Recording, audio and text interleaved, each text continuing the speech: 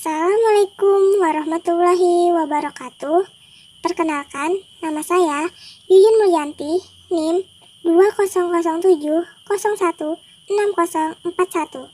Saya di sini akan memaparkan hasil riset saya tentang lansia yang ditinggal meninggal pasangannya. Mari kita simak. Oke, sebelumnya saya akan menjelaskan sedikit maksud dari lanjut usia. Lanjut usia adalah salah satu periode dalam rentang kehidupan manusia yang dianggap sebagai fase kemunduran. Hal ini dikarenakan pada fase ini seorang individu mengalami berbagai macam kemunduran dalam hidupnya, seperti kemunduran fisik dan fungsi kognisi, yang mengakibatkan lansia sering dipandang sebagai makhluk yang merepotkan. Harlock sendiri menjelaskan ciri-ciri masa lansia antara lain, yang pertama, terjadinya berbagai macam kemunduran, baik fisik dan mental. Yang kedua, terjadi perbedaan individual pada efek menua. Yang ketiga, usia lanjut dinilai dengan kriteria yang berbeda.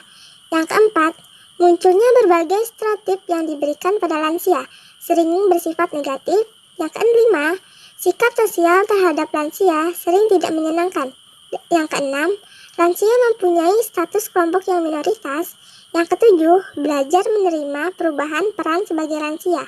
Yang kedelapan, lansia sering memiliki penyesuaian diri yang buruk akibat dari sikap sosial yang tidak menyenangkan. Dan yang kesembilan, memiliki keinginan untuk kembali muda. Nah, pada saat lanjut usia, terdapat berbagai permasalahan yang dihadapi oleh para lansia, seperti terjadinya berbagai kemunduran fisik, psikologis, kognitif, dan sebagainya, yang tentu saja memerlukan penyesuaian bagi lansia untuk menjalani peran baru tersebut.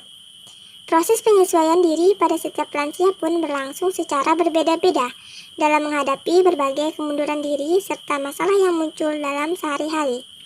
Salah satu masalah yang cukup penting yang harus dihadapi lansia adalah kehilangan pasangan hidup.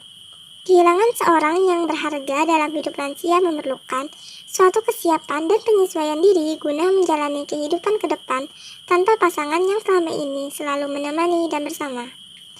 Middleton dan kawan-kawan menyatakan bahwa individu yang mengalami stres atau tekanan akibat kehilangan seorang yang dekat dalam hidup mereka beranggapan akan mengalami kesulitan hidup di masa depan.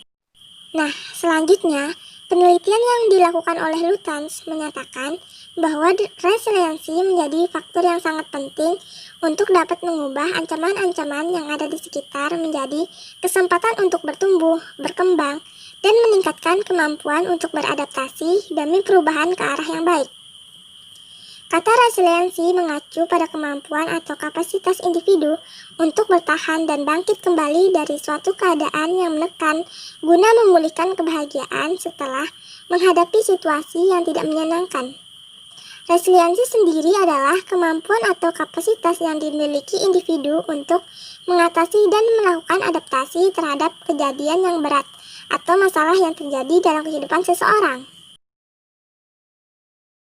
Oke, selanjutnya saya akan menyampaikan hasil wawancara yang saya dapatkan dari Ibu A yang ditinggal suaminya ketika berusia 60 tahunan. Jadi, Ibu A ini tinggal di sekitar rumah saya yang sekarang berusia 65 tahunan. Seperti yang dikatakan Ibu A, ia telah mempunyai firasat jika suaminya ini akan meninggal karena sebelumnya suaminya ini telah memiliki penyakit. Tetapi ketika ia ditinggal suaminya, ia tetap merasakan sedih dan stres karena takut tidak bisa menafkahi anak-anaknya. Dan ia merasa aneh karena dari dulu ia tinggal dan hidup bareng suaminya. Dan dikatakannya juga bahwa ekonomi keluarga saat ditinggal suaminya juga kurang stabil karena yang mencari nafkah dari dulu adalah suaminya, sedangkan anak-anaknya masih belum memiliki pekerjaan yang stabil. Tetapi ia mengatakan ia harus bisa bangkit dari keterpurukan itu. Hal yang membuat ia bangkit lagi adalah support dari anak-anaknya dan keluarganya yang lain. Ia mengatakan juga kalau ia baru bisa menerima kalau suaminya meninggal ialah dalam jangka waktu 1 tahunan. Tetapi saat ini ia sudah bisa menerima kepergian suaminya karena ia juga berpikiran kalau setiap orang itu pasti akan meninggal pada waktunya. Oke, kesimpulan yang dapat saya sampaikan adalah Seperti yang dikatakan Ravis dan Seth, menyebutkan bahwa individu yang resilient atau mampu menghadapi masalah memiliki aspek-aspek di bawah ini. Yang pertama, pengaturan emosi. Nah, pengaturan emosi yang terjadi pada Ibu A ini merasakan sedih dan stres. Tetapi ia bisa bangkit lagi dari keterpurukan itu karena dukungan dari keluarga dan anak-anaknya. Yang kedua, optimisme. Pada si ibu A ini sebenarnya agak khawatir dengan kehidupan ketika suaminya telah meninggal, dikarenakan ia takut jika ia tidak bisa menafkahi anak-anaknya. Tetapi untungnya ia masih memiliki keluarga dan anak-anaknya untuk mensupport. Yang ketiga, empati. Si ibu A ini masih berhubungan sosial dengan tetangga sekitar, keluarga maupun anak-anaknya. Yang keempat, efikasi diri. Pada si ibu ini merasa yakin bisa bangkit lagi dari keterpurukan yang ia lalui saat itu. Yang kelima, kontrol terhadap impuls. Pada si ibu A ini sebelumnya telah memiliki firasat jika suaminya akan meninggal. Dan cara ibu A ini berpikir positif adalah dengan berserah diri kepada Allah Subhanahu wa Ta'ala, dan juga ia merasakan support yang besar dari keluarga dan anak-anaknya. Yang keenam, kemampuan menganalisis masalah. Si ibu A ini tidak menyalahkan pihak manapun dan berusaha mengikhlaskan suaminya. Dan si ibu A ini juga sering bertukar pikiran dengan anak-anaknya. Yang ketujuh, pencapaian. Dan untungnya saat ini ibu A telah mengikhlaskan kepergian suaminya karena ia selalu berpikir setiap orang itu pasti akan meninggal pada waktunya.